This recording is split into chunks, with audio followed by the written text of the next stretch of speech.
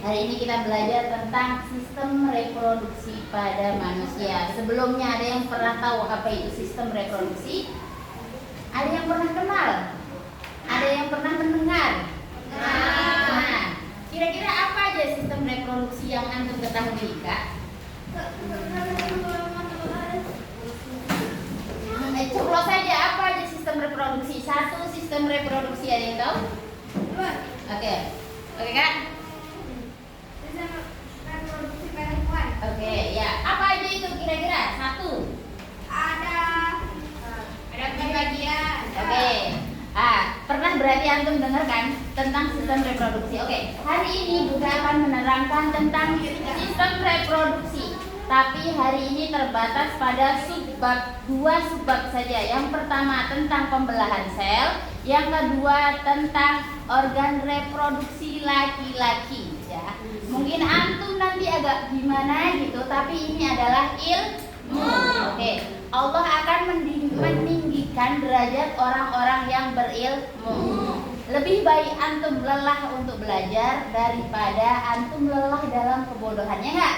Ya. Oke. Kalau sistem reproduksi ini berarti berkaitan dengan tubuh manusia. Dengan kalau besok antum kuliah ini masuk dalam fakultas kedokteran, biasanya mempelajari fokus ke sistem reproduksi. Entah itu kedokteran atau kebidanan atau keperawatan atau fisioterapi dan sebagainya, mereka akan mempelajari di mata kuliah anatomi, gitu ya Kak ya. Ada yang mau jadi dokter? Gitu ya. Jadi semoga Allah kabulkan ya. Jadi kita akan mempelajari ini, gitu ya. Silahkan antum menyimak, gitu tentang sistem reproduksi. Walaupun nanti bahasanya agak sensitif, gitu ya. Tapi ini ilmu yang harus antum ketahui. Antum tahu ulama besar, ulama kedokteran, bapak kedokteran siapa kira-kira? Dari Islam. Ada yang tahu? Bukan. Kamu itu Ibnu Sina. Jadi bapak kedokteran itu adalah Ibnu Sina. Siapa Ibnu Sina? Ibnu Sina itu adalah ilmuwan muslim ya. Ilmuwan muslim yang dijuluki, kalau di bahasa baratnya bukan Ibnu Sina tapi Avicenna. Pernah dengar? Itu Avicenna adalah ilmuwan barat, ilmuwan muslim yang terkenal sampai barat gitu ya. Oke, kita langsung masuk ke kuisisnya. Antum alhamdulillah sudah paham cara masuk kodenya. Yuk, kita langsung belajar. Benar.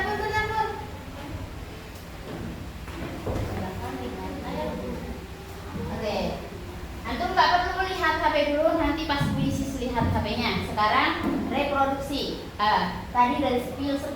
Reproduksi adalah proses biologi suatu individu untuk menghasilkan individu baru. Kalau antum itu punya adik, ya kan? Berarti ibu sama bapak antum ketemu, punya adik-adik lagi ya. Itulah namanya reproduksi. Bertambah, banyak, berkembang biak, gitu ya, reproduksi itu. Kemudian dari satu individu ketemu individu yang lainnya, menghasilkan individu yang lainnya. Gitu. Tujuannya untuk menghasilkan generasi selanjutnya atau melestarikan jenisnya. Biar nggak apa? Biar nggak punah. Gitu. Terus, kenapa di reproduksi harus mengerti tentang pembelahan sel? Karena pembelahan sel itu cara untuk memperbanyak diri bereproduksinya dengan pembelahan sel. Proses membagi satu sel induk menjadi 2 sel anak atau lebih. Tujuannya, pembelahan sel itu bisa untuk pertumbuhan. Antum tambah tinggi? Ya. Antum tambah gede? Ya. Itu dari pembelahan sel, gitu ya Kak ya. Antum pernah luka? Terus habis itu luka antum sembuh? Ya. Itu dari proses pembelahan sel atau reproduksi. Antum haid setiap bulan? Ya. Itu juga dari proses pembelahan sel. Oke. Pembelahan sel ini ada 2. Pelajari tentang mitosis. Pernah dengar? Belum. Jadi mitosis itu ada beberapa fase, ya. Yang pertama itu interfase. Apa yang pertama? Interfase. Interfase ini adalah fase istirahat, ya. Jadi dia belum ada aktivitas apapun, gitu ya. Habis itu, karena dia mau membelah, fase pertama yaitu profase.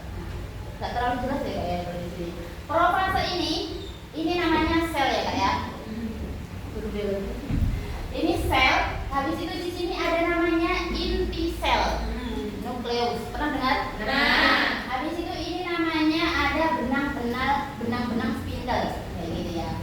Nah, ini nanti proses, nanti udah jelasin satu-satu. Ini prosesnya mitosis. Oke, lanjut aja dulu.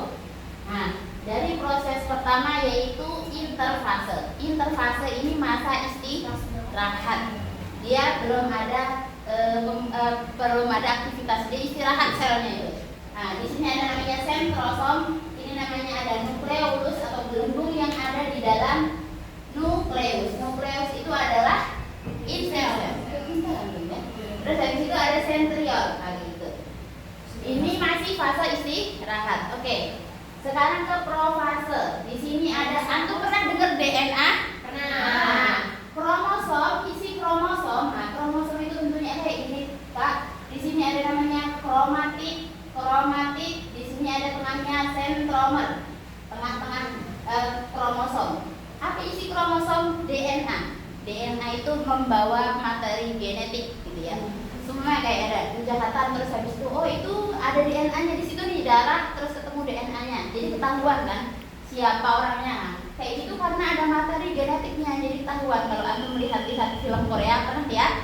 Nah, kayak itu mereka kan sangat keren banget gitu ya untuk masalah DNA. Kayak ini kalau Indonesia belum ada yang sampai sejauh itu gitu. Nah, kromosom ini isinya materi DNA. Di sini di profase itu setiap sentrosom gitu ya, setiap kami replikasi, ini kan sentrosom. Replikasi itu membelah diri gitu ya. Ini kalau tadi cuma satu gitu, ini jadi dua. Nah, ada dua sentrosom. Nah, ini menuju ke kutub. Jadi ini kan masih dekatan. Nah, nanti akan menuju ke kutub. Nah, ini kalau di profase awal ini sudah menuju ke kutub sentrosomnya. Kutub utara ini kalau kayak di globe, atau banyak di globe ada kutub utara sama kutub selatan. Ini mereka menuju ke kutub dan mereka menuju ke kutub. Nah, di sini ini apa tadi? Nukleus. Di sini masih ada di profase, masih ada nukleusnya ya, masih terlihat. Tapi ini akan menghilang, ya. Setelah fase ini dia akan menghilang. Gitu. Perbedaannya, nah, ini profase masih lengkap ada nukleusnya. Nah, di sini ada sekarang metafase. Putih-putihnya tadi masih ada. Oke, ini tadi apa namanya? Oke, ini yang namanya kromosom. Ini namanya sentrosom. Ini namanya benang spindle. Nah, di metafase, gitu ya, pasangan kromatik bergerak ke tengah sel dengan sentromer terikat pada benang-benang spindle. Dia kromatiknya, kromosom itu kan ada kayak gini ya, Kak ya. Ada dua kayak gini ya. Sini sampai sini itu, atas bawah kayak gini kan tadi kan. Ya. Ini namanya kromatik, ini namanya kromatik. Berdua bergabung jadi kromosom. Nah, gitu kan. Nah, jadi dia ada di tengah-tengahnya jadinya ya. Ini pada fase metafase. Kalau antum pernah di globe kan bulat. Ini khatulistiwa. Pernah dengar ekuator? Nah, dia ada di bidang ekuator. Kayak kutub utara, kutub selatan. Terus habis ini khatulistiwa. Nah, berada khatulistiwa itu adalah berada di bidang ekuator bumi. Nah, ini juga kayak gitu. Ini kromatiknya berada di bidang ekuator. Sampai sini paham? Nah, ini pada metafase. Ini sudah mulai ke ujung-ujung. Nah, di sini kromatiknya terikat dengan bidang spindle, benang spindle ini di mana? Berada di tengah-tengah. Apa namanya? Ekuator. Itu. Nah, berada di bidang ekuator. Apa yang berada di bidang ekuator? Kromatiknya, kromosomnya. Itu. Oke. Lanjut. Nah, kalau tadi di bidang ekuator, di sini fase berikutnya anafase. Belum pernah dengar ini ya kan? Nah, anafase ini tahap awal anafase. Kalau tadi di tengah, ya kan? Nah, kalau yang metafase tadi di tengah, ini kromatiknya menuju kutub. Nah, dia membelah diri. Kromatiknya terlepas dari sentromer. Sentromer itu tengah-tengah yang bergerak ke arah berlawanan menuju kutub masing-masing. Nah, dia menuju kutub nih. Nah, gitu. Terus setelah menuju kutub nih, nah ini fase akhir dari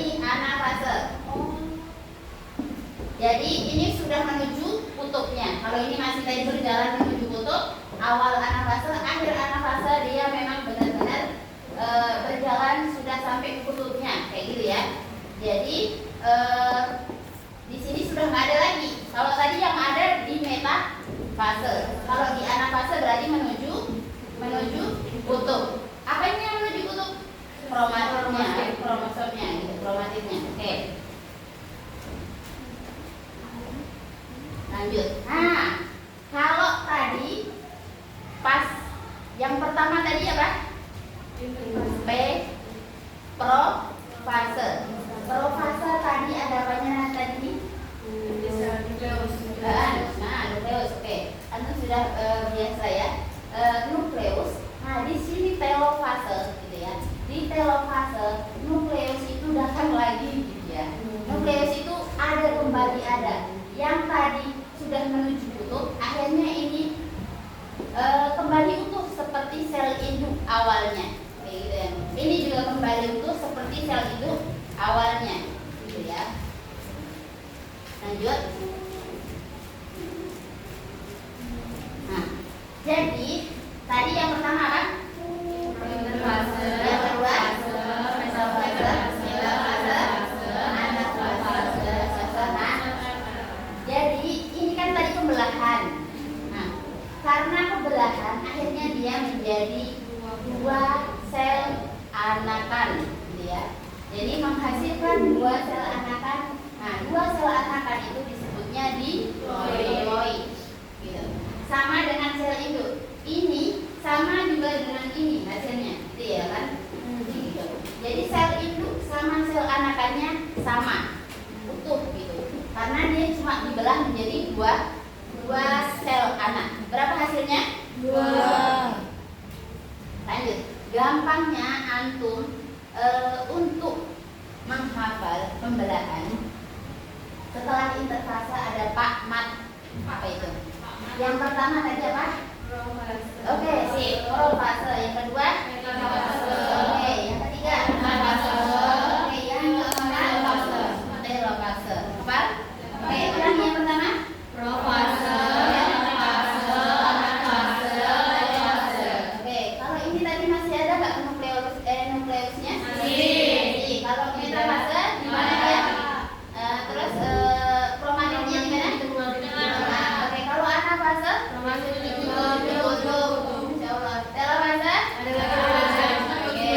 Sudah membelah menjadi dua anakan. Oke, masya Allah, mitosis. Tepuk tangan kan? Ini lanjut, ada dua pembelahan. Satu tadi mitosis, yang kedua meiosis. Meiosis, gitu ya. Meiosis, gitu. Jadi kalau meiosis ini apa? Kalau tadi kan cuma satu kali pembelahan. Kalau ini di meiosis itu ada 1 dan 2 pembelahan, gitu ya. Fasenya sama, pengertiannya juga sama. Ada interfase, profase 1, metafase 1, anafase 1. Ini sama nih, kayak yang mitosis tadi, ya kan? Setelah ini terbelah menjadi 2, dia akan membelah lagi. Kalau di mitosis terhenti sampai sini kan? Nah, kalau ini enggak. Nah, kalau di meiosis 2 yang setelah meiosis 1 tadi, di sini akhirnya mereka kan jadi 2 sel anakan kan? Nah, 2 sel anakan ini membelah lagi. Berlipat ganda belahannya, ya kan? Ini membelah lagi, tapi metafase berada di tengah, tetap. Anafase berada di menuju kutub. Oke, telofase kembali ada nukleusnya. Nah, akhirnya dia terbelah menjadi 4 sel anakan. Mitosis tadi cuma 2 sel anakan, tapi kalau meiosis jadi 4 sel. Kalau ini 1, berarti kalau kayak gini kan setengah dari induknya, gitu ya. Kan induk nih. Nah, tapi kan dia udah mengalami beberapa kali pembelahan meiosis 1 dibelah lagi di meiosis 2. Jadi 4 sel anak yang ini jadi setengah sel dari induknya. Gitu ya.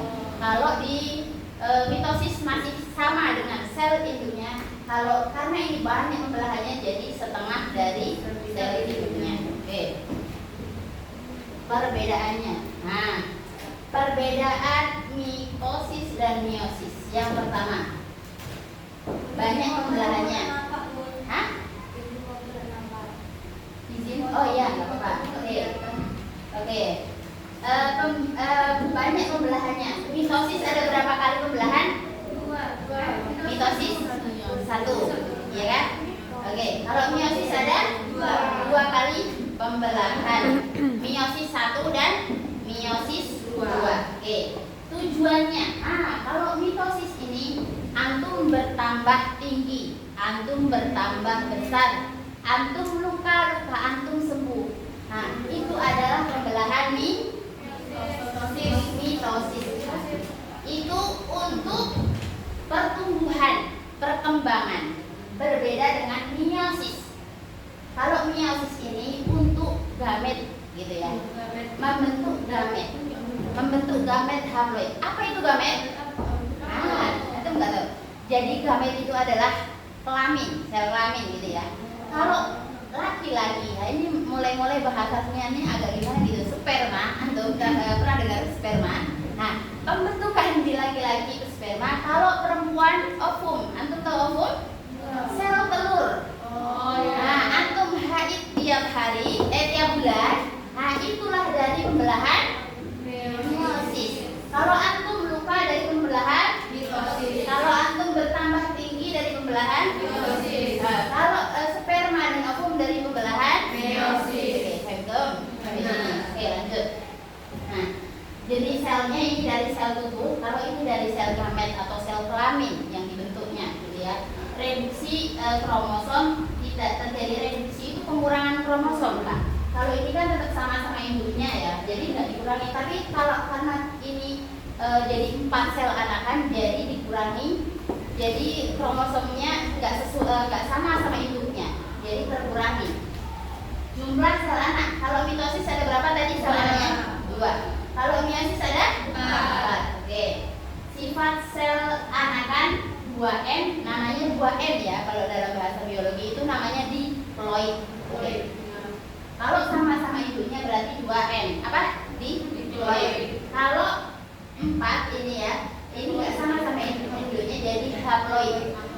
Oke, kalau 2 berarti diploid. Kalau 4 berarti oke, paham? Oke, yang belakang paham? Oke, kalau yang belakang nih mau tanya, mitosis ada berapa kali pembelahan? Mitosis ada berapa kali pembelahan? 1 kali pembelahan. Kalau meiosis ada berapa kali pembelahan? 2 kali pembelahan. Kalau memperbaiki jaringan tubuh, mitosis atau meiosis? Mitosis. Kalau untuk pertumbuhan gamet, untuk pembentukan gamet, mitosis atau meiosis? Meiosis. Berapa kali mitosis pembelahan tadi? 1. Meiosis 2. Berapa sel anak dari mitosis? 2. 2 disebut diploid atau haploid? Diploid. Oke. Kalau meiosis berapa jumlah sel anak? 4. Kalau 4 diploid atau haploid? Oke, antum. Sekarang lihat HP antum semuanya. Sudah di-refresh semuanya? Silakan di-refresh karena setelah ini ada yang harus antum jawab di situ.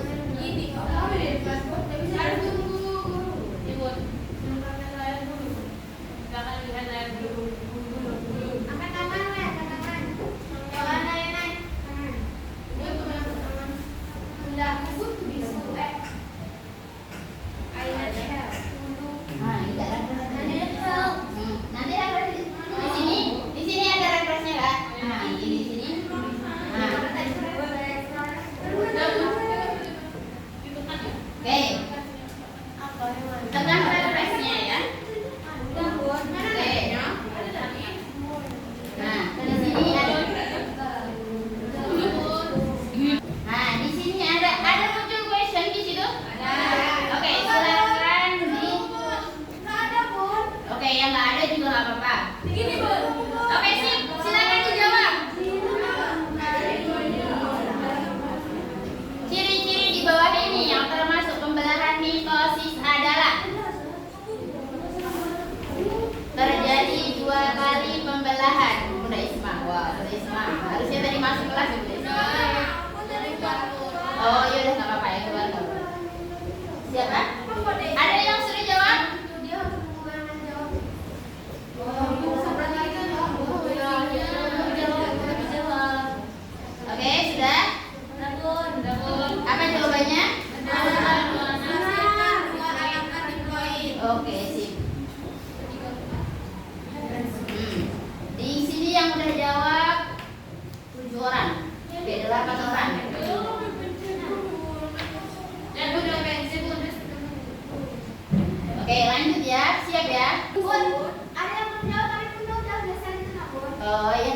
apa-apa. Ini hanya percobaan saja.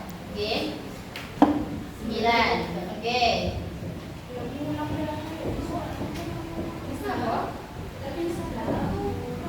Gak apa-apa kalau yang nggak bisa, nggak apa-apa Kak. Tapi kalau masih bisa ikut, oke, silakan masuk. Nanti jadi ketahuan ini nanti siapa yang paling banyak jawab bisa. Sudah, soal berikutnya siap? Oke, silahkan.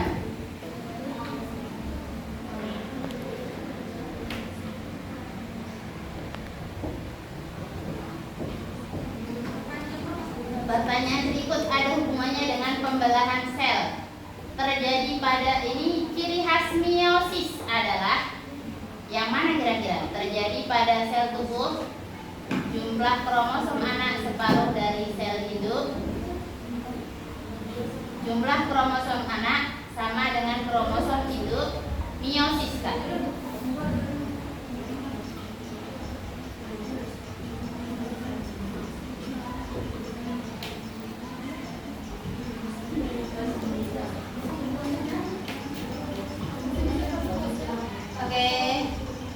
Oke, 7 orang, 8 orang.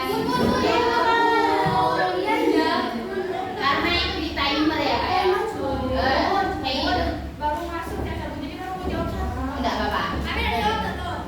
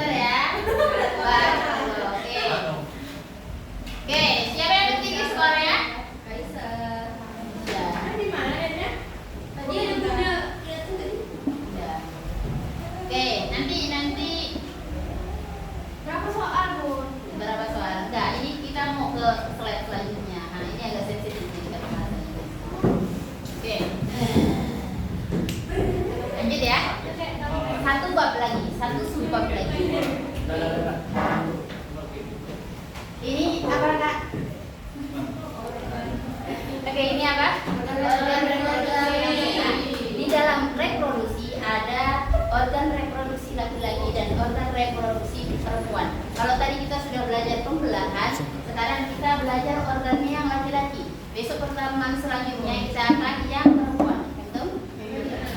Lanjut. Nah, di sini udah lihatin dulu sebelah sini. Ini ada bagian luar dan bagian dalam. Nah, bagian luar yang terlihat ini adalah bagian luar yang udah tunjuk di sini. Yang di dalam berarti yang tidak nampak dari luar. Betul? Oke. Nah, bagian luar ini apa? Oke. Satunya lagi? Jadi kita bagian luar terlebih dahulu. Nah, di sini ada namanya yang pertama yaitu penis sebagai saluran kencing dan sperma. Nah, ini memang harus paham antum gitu ya. Karena antum sudah haid, ya kan? Ya, antum sudah dewasa. Aisyah berapa umurnya ketika menikah? Antum sudah layak untuk menikah karena antum sudah matang, gitu ya. Menuju matang. Aisyah sudah serupa. Oke, jadi ini memang agak sensitif bahasan ini. Jadi kalau ada laki-laki agaknya nggak enak gitu ya. Alhamdulillah kelas 1 sih bisa kelasnya ya. Nah, jadi penis berfungsi sebagai saluran kencing. Nah, kita anak laki-laki atau punya adik kecil? Yang punya adik laki-laki? Oke, pernah lihat tadi kan punya anak-anak kecil itu? Nah, gitu. Ya kayak gitu ya. Nah, yang untuk mereka kencing itu dari penis keluarnya. Habis itu sperma pada laki-laki juga dari penis keluarnya.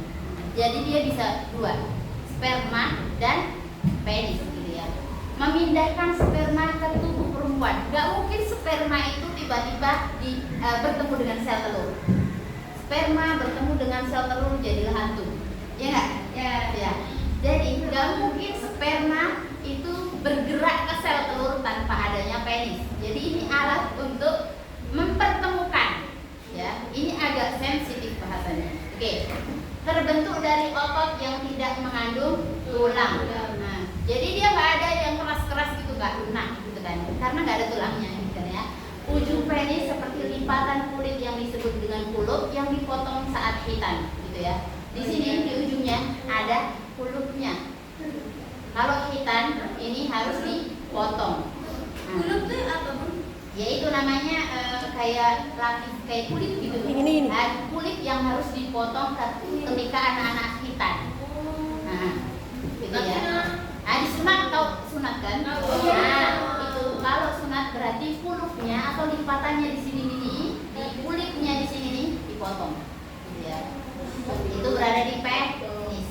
Oke, bagian luar satu lagi yang terlihat dari luar gitu ya, yaitu skrotum. Kalau penis tadi yang panjang, kalau skrotum yang bulat-bulat. Ada berapa skrotum itu? Satu skrotum tapi ada dua gandul-gandulnya, tahu kan? Giliran ya kan? Nah, itu. Ya itu. Nah, itu memang nggak pernah.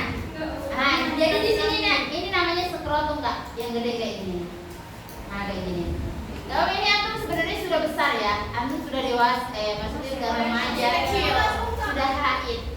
sudah haid, sudah siap untuk ketika, yaitu makanya kita harus menjaga diri kita dari laki-laki hidung belang dan sebagainya. Karena apa? Karena ini horor ini. Enggak, ini harus kita tahu. Ini namanya skrotum.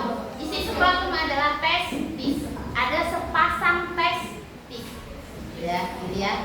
Testisnya ada dua. Berarti di dalam skrotum itu ada dua testis, gitu ya. Jadi yang nampak dari luar tadi apa yang pertama? Penis. Yang kedua skrotum. Oke. Skrotum. Itu jadi mulai dulu. Ngeri kan rasanya? Enggak ngeri. Ini adalah yang pengetahuan. Oke. Nah, di sini kok pas sekali ya. Di sini ada yang di dalam skrotum, ya kan? Bulatan dua kayak bayangkan tuh mungkin kayak rambutan, buah rambutan tuh. Nah, jadi kayaknya lonjong-lonjong gitu lah ya. Ya, udah kayak gitulah ya. Nah, ini namanya testis. Berada di dalam skrotum. Jumlahnya berapa? 2. Dialah yang menghasilkan sperma. Antum tahu kecebong? Begitulah bentuk sperma. Kayak kecebong. Nah, kayak gitu ya. Nah, di situ ada. Oke, di situ ada. Nah, dan itu diproduksi setiap harinya berjuta-juta. Ini ya, jutaan sperma berproduksi setiap harinya. Kalau ovum antum haid cuma mengeluarkan 1 sel telur, kalau sperma bisa berjuta-juta, dan antum adalah salah satu yang terbaik dari berjuta-juta karena dia yang bisa menembus sel telur gitu ya. Yang terbaik adalah yang bisa menembus sel telur, jadilah antum ya. Terus dari situ sperma mempunyai ekor dan kepala kayak gitu ya. Iya, kayak kecebong. Oke, menghasilkan juga hormon apa? Testosteron. Testosteron ini karena ini letaknya di testis, jadi testosteron. Gampangnya itu ngapalinnya, gitu ya. Nah, terus habis itu, ini buat apa kalau buat laki-laki? Buat kalau antum lihat teman-teman antum yang udah bertambah tinggi, terus dia ada kumis-kumisnya, berarti ini dari hormon testosteron. Atau suaranya tiba-tiba jadi berat, gitu, berarti ini efek samping dari testosteron, efek dari hormon testosteron. Atau tiba-tiba yang pertama di sini nggak ada jamunnya, jadi ada jamunnya, ini dari pertumbuhan testosteron. Oke. Nah, jadi di mana sperma diproduksi? Di testis. Di mana hormon testosteron diproduksi? Di testis. Testis berada di mana? Testis dalam skrotum. Oke. Sekarang ada saluran. Yang ini adalah testis. Lihat juga di sini ada testis ini. Nah, testis itu bentuknya kayak ini. Tapi namanya di sini ada namanya saluran epididymis. Nah, jadi anak kedokteran itu antum tahu Shakira, antum nonton Joji. Nah, ya itu mereka kedokteran itu harus banyak juga hafalannya, ya kan? Apa ini epididymis? Apa skrotum? Ternyata nggak hanya sekedar gitu ya yang harus menghafal rumus biologi, juga harus menghafal rumus gitu ya. Menghafal gitu ya, harus menghafal. Nah, di sini ada epididymis. Epididymis itu merupakan organ yang berfungsi sebagai tempat penyimpanan sementara sperma dari testis. Nah, habis itu dimatangkanlah di epididymis. Nah, habis itu kemudian sperma belum matang akan dibawa menuju tabung vas deferens. Kalau dimatangkannya di vas deferens. Di sini ada saluran yang keluar dari. Jadi pertama testis disimpan sementara di epididymis. Dia akhirnya sperma berjalan menuju saluran vas deferens. Oke, kita lihat saluran vas deferens. Nih, setelah dari epididymis maka sperma akan diangkut oleh vas deferens menuju uretra. Ini vas deferens. Nah, ini kayak gini. Ini bulus seminivirus. Nah, ini yang membawa. Nah, ini ada sperma-spermanya kayak kecebong. Nah, di sini adalah sperma-sperma yang akan dibawa. Ini tubulus seminivirus. Nah, ini vas deferens. Ini ada di vas deferens. Oke. Lanjut. Nah, ada setelah ke vas deferens ada namanya saluran uretra. Uretra itu sebagai saluran kencing keluar dari sana, sperma juga keluar dari sana, gitu ya. Uretra adalah saluran akhir dari saluran reproduksi laki-laki, berfungsi sebagai saluran sperma, juga saluran keluarnya urin. Nah, tapi keluarnya kalau kita pipis ya pipis biasa, tapi kalau keluarnya sperma itu dinamakan dengan ejakulasi, gitu ya.